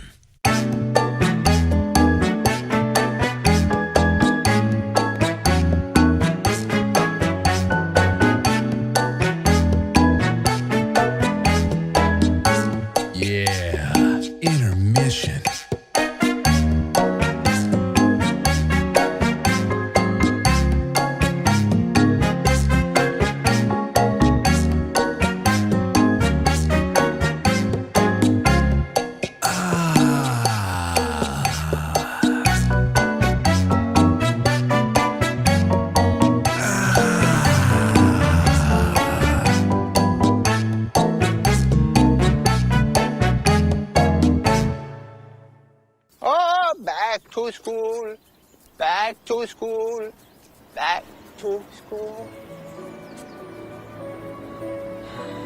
Well, here goes nothing.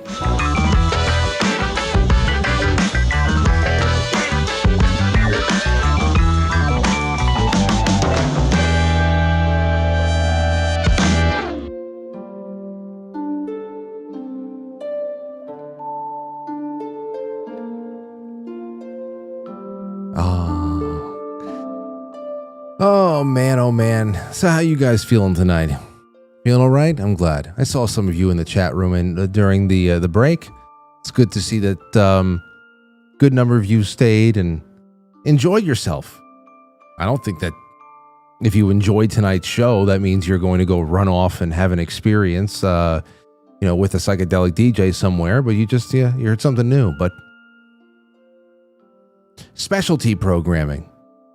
I'll tell you, nights like tonight, nights like tonight is something where I would love to start giving these nights feature time on like a Saturday night, and then do a Friday night premiere the next night to really just and that's another reason why Anthony and I are creating a new show that we're doing on Friday nights. So the Friday nights that you guys remember, those are, quite frankly, is essentially just going to be Monday through Thursday. Friday nights, Anthony and I are starting a new show. It's called The Playhouse. And we're going to be doing a lot. You're going to love it because it's going to be a lot of friends, a lot of contacts we pull in from music and movies and nostalgia and just good times. You're going to love it. It's really going to be Friday nights just upgraded. I'm going to tell you all about this sometime very soon, and this is how I think a reason why it needs to be recategorized a little bit, because there are those of you out here who I think you know the good times that there are in these types of shows, but I think it deserves its own category, its own little nook. So yeah, big changes coming soon, but fun ones, really easy to swallow ones, because they're fresh. But they're going to be upgrades. Let's see here. Paul says, hey, Frank, fantastic show tonight. I spent most of my 20s going to moon tribes. There's nothing like candy flipping during a sunrise. Set in front of 100,000 watt speaker, wall deep in the Mojave Desert. Truly a spiritual experience. Take care, Frank. Damn. Yeah, never did anything like that. Jay Brits, thank you so much. John Volt says, Frank, it's my wife Tammy's birthday today. We had our favorite pizza and watched the Rufus du Sol Lollapalooza show together. Love you all. Wow. That's beautiful. First of all, Tammy, have a wonderful birthday. Happy birthday to you. And Rufus du Sol. I would love to. I never watched a full Rufus show, to be honest. I listened to so much of their stuff, but I never actually watched a live show. Should check it out. Let's see, over on Rumble. Let's see here. First one up is Gray Son Pro. Says, ask the guest if he's ever lost his face at summer camp. If not, why not? Lost his face at summer camp. I should not have. I should have asked him that, because I'd love to know what he said. NV Runner on the Badlands. We only got like half a page of chatting over there on the Badlands Rumble. What's going on here? Why is everybody so quiet tonight? It's all right. Those of you chatting are the only ones that were meant to be chatting, and I'm chilling with you, and I feel the love. I certainly do. Green Prophet just says, I'm here for the woo-woo, Frank. Great show. It's fine. Let's get woo-woo every once in a while. I think it actually works out perfectly with what we've been talking about the rest of the week. Because here, listen, and I have something to balance it all out. I have a little something over here. Now, I was reading this not too long ago. It came out, this is September 18th, 2025. Today, this came out. Okay? And this is from the gospelcoalition.org. Okay? I wish I can put out a signal into the universe to call everybody who plugged their ears and ran back. The Psychedelic Renaissance, a story of hype and hubris. Now, this is from the other side. Now, it's talking about the hype, talking about the of course, the hubris that, as they're saying, it really mirrors the kind of hubris that we get from big pharma, modern day psychology, and all that other stuff. But only instead of whatever is factory pressed and coming out of Pfizer, they are talking about plants instead, and that just because it's growing out of the earth, it's ridiculous to think that this is going to be a good thing. And I will bring you right down to over here. So the slant, you know where they're coming from. It's the exact opposite place of where Matt and Xavier is coming from. Where do we go from here? I thought this segment was pretty interesting. When it comes to psychedelics, it's hard to draw clean distinctions between science and medicine, recreational use and spirituality. You see? This is it. This is where the sticking point was going to be. Where psychedelics are used deliberately to connect to the divine and transcend ordinary consciousness, they clearly fit the biblical pattern of pharmakeia. And I had that in mind when I was talking to Matt, but it's like I said, it's not a debate, and it's what would that add to the show when we have call-ins afterwards? A word typically translated to sorcery. For those who take the Bible as authoritative, this warning should render all such uses out of the question. While purely medical applications do exist and should be considered separately, the movement's energy is in the promise of traumas and disorders healed by mystical experiences and the goal of an elevated consciousness, which is just repackaged New Age paganism. So this is the opposite take on all of this. There's little room for any negotiation on it, and I wanted it to be expressed here too. My curiosity really just is as general as it comes, because I'm not I don't really think I'm cut out for this stuff. I never was. I never had any interest in it. It kind of frightened the shit out of me, to be honest. It's more of a fear thing, which is what some people will say, Frank, you got to conquer it. But I'm 40 now, and I'm just going to have to deal with the fear in another way. Anyway, I wanted to bring up the pharmakeia end of it, because when you think, when somebody calls and says, hey man, listen, I've been talking to somebody, I've been in therapy, it's really been helping me deal with some stuff, and I have been micro-dosing psilocybin. Not enough for me to go tripping out on anything, but there has been just I don't know. There's just been something there. It's not this big coasting through the universe experience where you're living Lord of the Rings for 6 hours. So I guess that would be the science and medicine versus, of course, recreational use is what it is. But there is a deeply spiritual side to what Matt is talking about, and I was wondering about how you guys would pick that up, and how you weigh it all out, especially when I asked the question about his experience with people who come in who are devout in their religion, whether it be Christian, any denomination, any stripe of Christianity. He brought up Islam and Judaism, and of course, things like this always make me think whenever you enter into a plane where it seems like there is some pluralistic experience. Pluralism right there is heresy. If you come from a monotheistic faith. So I always leave room for interpretations and understandings of these other dimensions in that really leave room to actually coincide and jive with creation, the biblical creation, and all that other stuff. Things that I just you can't understand because it is so trippy. I always leave room for that. But yeah. So yeah, 914-200-0269. 914-200-0269. Let me see here. Give me. And also, I would like to put out another little plug here, so I don't have to. I want to just say, shout out to Rise Attire, Badlands.tv. Go out there and buy some of their awesome merch, and also buy some Quite Frankly merch on Rise Attire.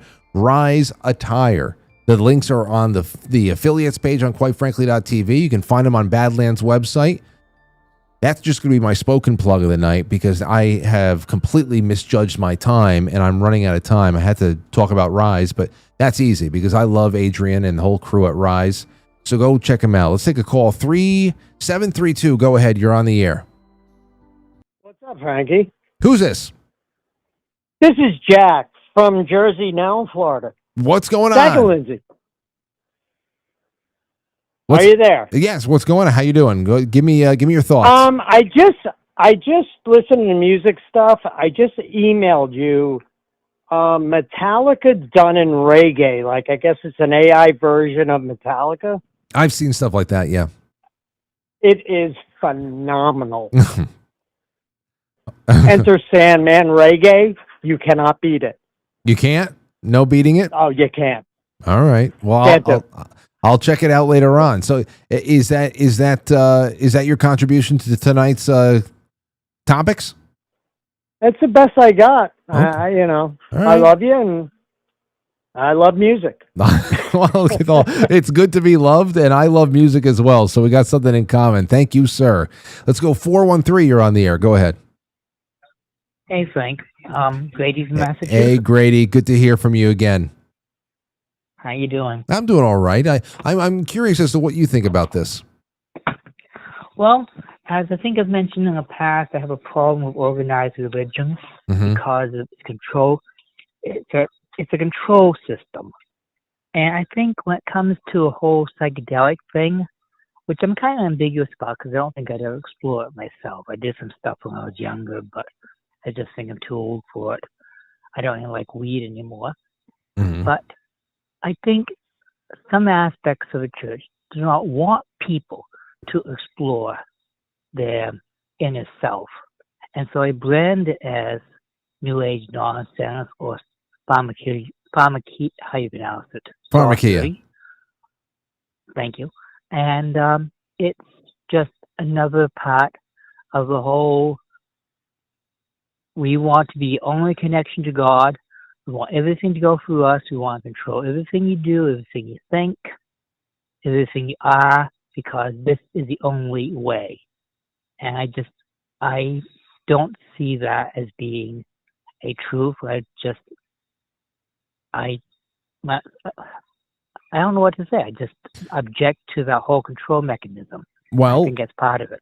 You're definitely not alone in that. And I have expressed similar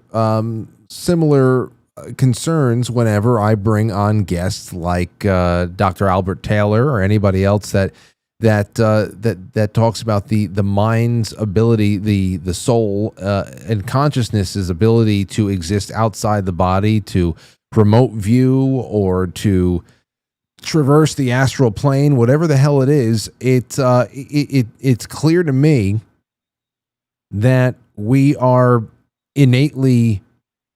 this innate ability to do this stuff, and to it seems like it is a feature and not a bug, and the only thing really missing is any kind of meaningful education on how our mind works, and how if just like we learn how to drive, we have to learn how to do it right so we don't get ourselves and others killed. We're just never taught how our mind works, and how and how exploring the universe through nothing but just altering our state of consciousness, even just through breathing and through meditation, could actually be helpful, and we could also protect ourselves along the way. That whole I always wonder about that, because if we're talking about God's work, then if we're creations of God.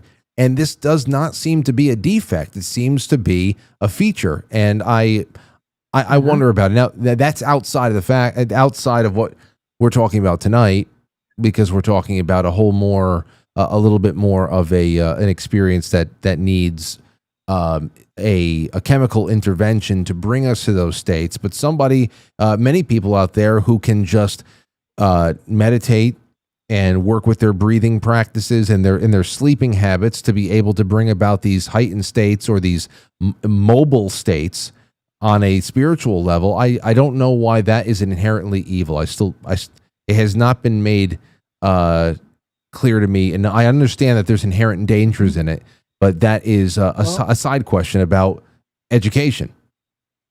I would add only to that with psychedelics, like DMT. I mean, we have THC receptors in our body. We have DMT. We make DMT.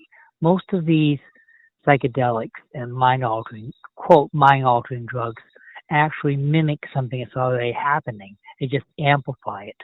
And it can be dangerous and benefits in amplifying. I think that's why it needs to be guided. Yeah. But I think It's just too much fear around the idea of letting us have control over our own minds and spirits. I thank you for the call, Grady. Okay, take care, Frank. Yeah. Hey, listen, I look at this kind of work with the same kind of caution as I would caution anybody from allowing a 6-year-old to get behind the wheel of a car, to turn the car on and tell them, do your best. Okay? That's the same exact caution. It is a recipe for disaster. The issue is that we have less than rudimentary understanding of our bodies and our minds. You just think about the conversations Jay and I have had. Jay Gulinello and I have had over the last 4 years about basic nutrition and how little we know about basic nutrition because we're being taught by people who don't have any training in nutrition. You think about, what is it, 15 minutes worth of nutritional training that the average doctor gets? I don't know. I mean, to think about how woefully uneducated we are about things that are commonplace, I can understand why it's like screaming bloody murder whenever astral travel pops up. Let's take a call. 952, you're on the air. Go ahead. Oh, hey, Frank. It's Cave Toad. Hey, what's going on, Cave Toad? Having a night watching this, and man, this is a deep thing. And when your guest talked about microdosing, what it brought me really back to was 2019 or so, when I first found you on Beta and the Blonde, and but man, I could not miss your Thursdays with Rob.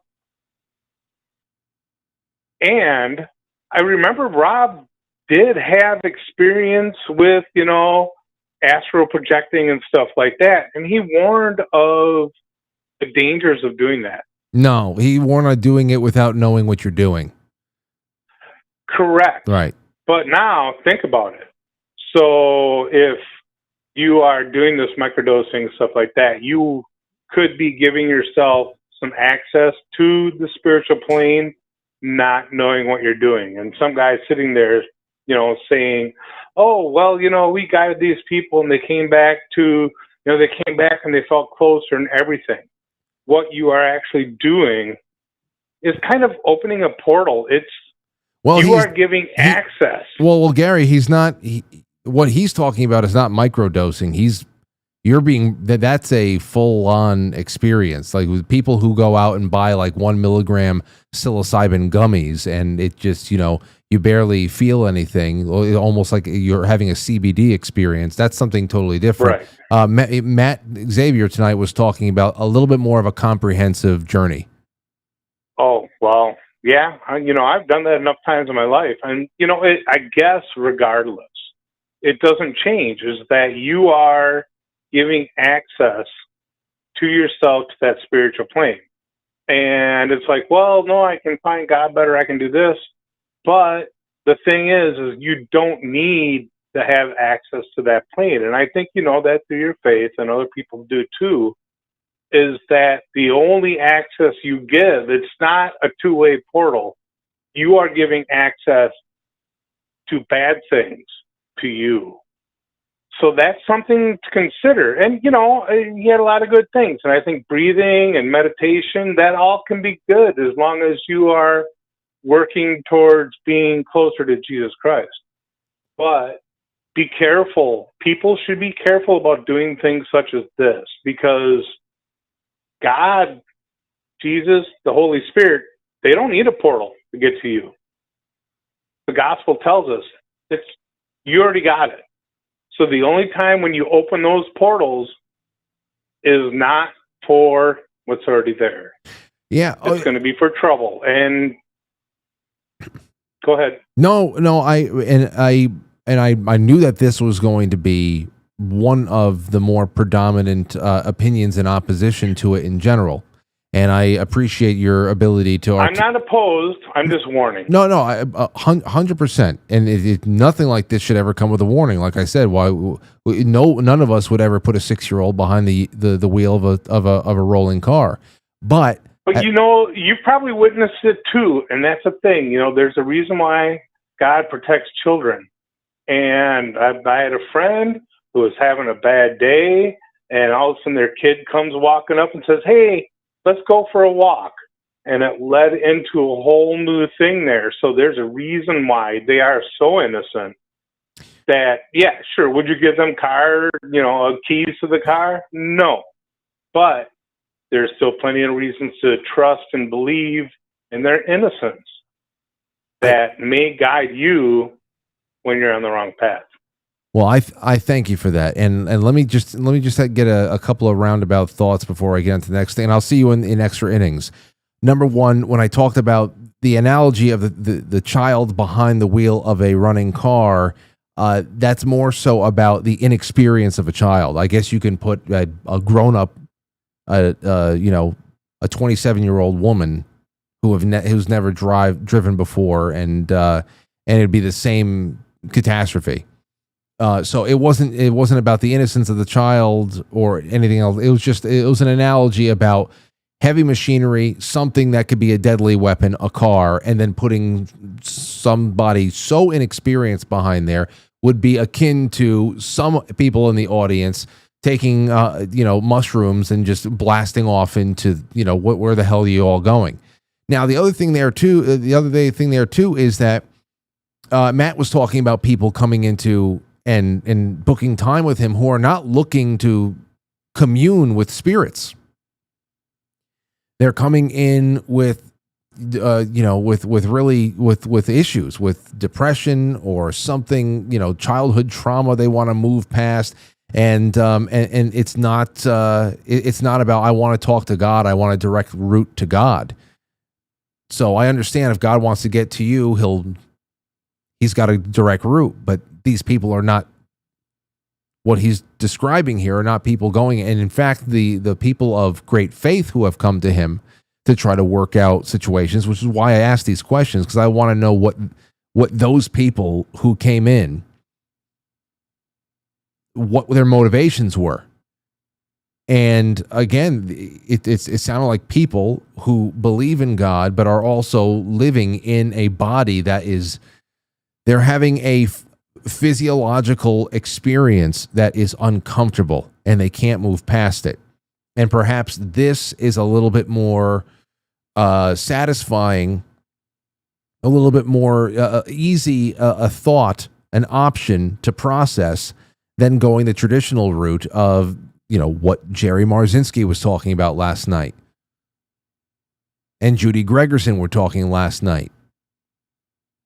What kind of doses of medicines that they were either taking or observing people take, and what that really did to contribute toward what? Was it a resolution to an issue? It was suppressive and depressive. That's what they were talking about. Now, Judy, that's interesting because, of course, she was taking a lot of psychedelics leading up to the time when she really started spiraling out. And so I asked her, do you contribute a lot of that psychedelic use to your issue? Was it a part of it? And she seemed to think that it might have just been a part of the whole whirlwind of the time. But obviously it wasn't the chief culprit in there. There's a lot more going on. And that's what I was thinking. That's what I was thinking, and why I asked those questions. I'm curious as what those people are saying. We're like, I'm physically uncomfortable. Emotionally, I'm depressed. And though my faith in God is not shaken in any way, shape, or form, it is so hard for me to live this way right now. I need some kind of relief. I can completely relate to that feeling. I can completely relate to that. Team Smooth says another interesting interview. Thank you, Team Smooth. And Harry Vetch says nothing natural should ever be controlled by government. Thank you, Harry.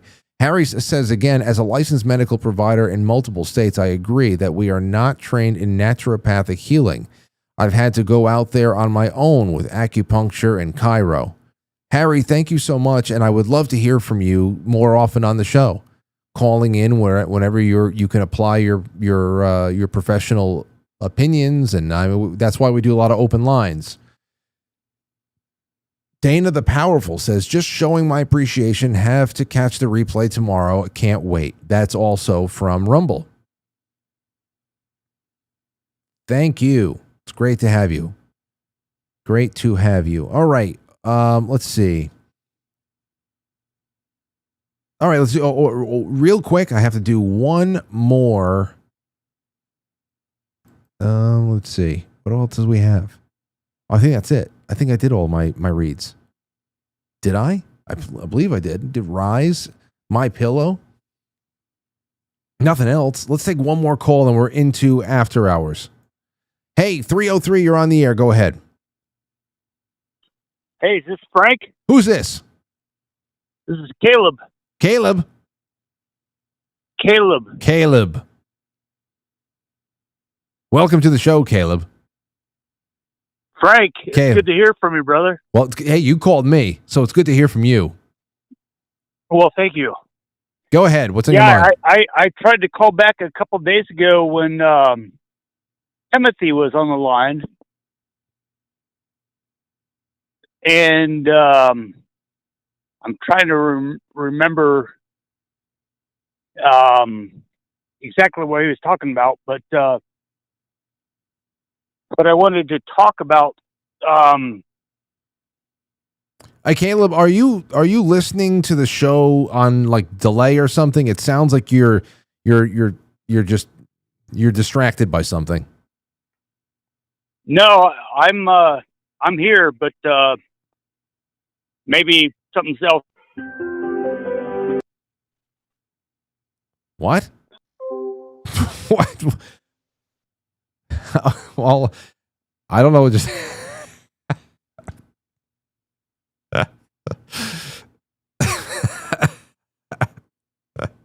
that's the last.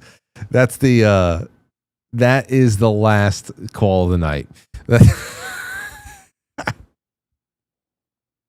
All right, that's the last call of the night. Thank you all so much. Listen, we are going to be live until the lights go out. Extra innings. So for those of you, please stick with me. I want to get more of your calls. I'll just leave the lines open for another half hour. It's going to be on the other side of the end credits. That's at pilled.net. Pilled.net. I'll be dropping the link into the description, into the chat rooms right now. And you guys go and join us there. That'll be great. Just for a little extra, I'll be reading the general chat. You can send some some gold pills to support the network and everything that we're trying to build here. But I'll be reading the general chat and taking your calls. Thank you again to Matt Xavier for the time you spent with us tonight. Very interesting. I think that would be a great Saturday night conversation in the coming months and years. That's how I want to start divvying this all up. It feels good that way, and I'm so happy to have met him tonight. Thank you again, Matt. Go check him out, his book. Get in touch with him if you have any kind of questions about his work, and I will see you guys on the other side. Thank you to all of our wonderful, wonderful people who have stuck with us this evening, and tomorrow is going to be a good one. We got Friday night. We got Matt from Cultivate Elevate is going to be calling in the second half. For a few minutes, just enough to talk about all the parallels he sees of recent events, the assassination, 9/11, JFK, all that stuff. Sal the Butcher is going to be in the studio. Maybe Matt. I don't know.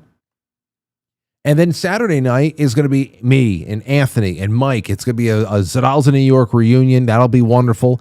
So there's so much more still to do this week, and I'm glad to have had this little pit stop with you because it was a little bit of a mental vacation, to be honest, and I'll see you on the other side. Extra Innings begins now. I'll catch you on the flip side. Quite Frankly is filmed before a live studio audience. And now our super chatters. Thank you so much to Paul and to Jay Britz and John Volts. You guys have really cheered me up tonight. Thank you to Dana the Powerful. Dana the Powerful making her presence felt on Rumbles, and Grayson Pro. Everybody over there on Badlands, you are just wonderful to chill with on a Thursday night. Thank you, Harry Vetch. Thank you to Team Smooth as well, and NV Runner. All the best. See you soon.